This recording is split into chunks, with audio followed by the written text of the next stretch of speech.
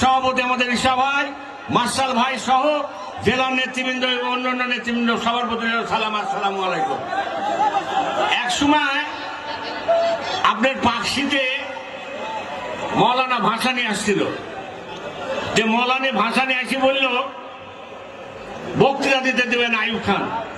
তো বললো আমি নামাজ পড়বো এখানে। যে নামাজ পড়ার পর আমি দেখলাম উনি মোনাজাত আরম্ভ করলো, আইয়ুব খান থেকে আরম্ভ করে এমন কোন নেতা নাই যে তাকে গালাগালি করলো না। যে আমার ছোট ভাই সবই বক্তৃতা দিয়েছে, আমি আর দেওয়ার পক্ষে না। যা বলার দরকার ছিল সেটাও বলেছে, যা বলার দরকার ছিল সেটাও বলেছে। আমার ভাই, ছোট ভাই বিপুল সাহেব সবই বলে দিয়েছে।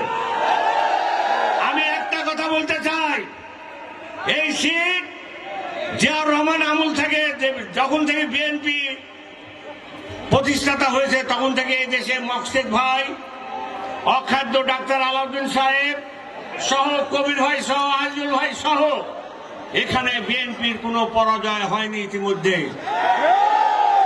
17 সালে 17 বছর ভোট দিছে কারা?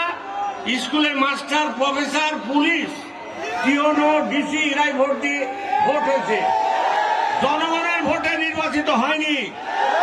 অতএব এই ভোটে আওয়ামী লীগ পাস করেছে। না ইতিহাসটা সত্যি না মিথ্যা? আমি কথা বাড়াবো না, আমার নেতা আজকে কথা বলবে। আগামী দিন আমরা একমত, ভাইকে বলেন একমত আছে কিনা, ধানের শীষের পক্ষে আছে কিনা।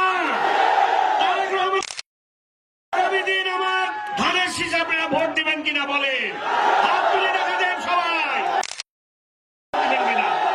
আমি আমার কথা শেষ করলাম। আসসালাম।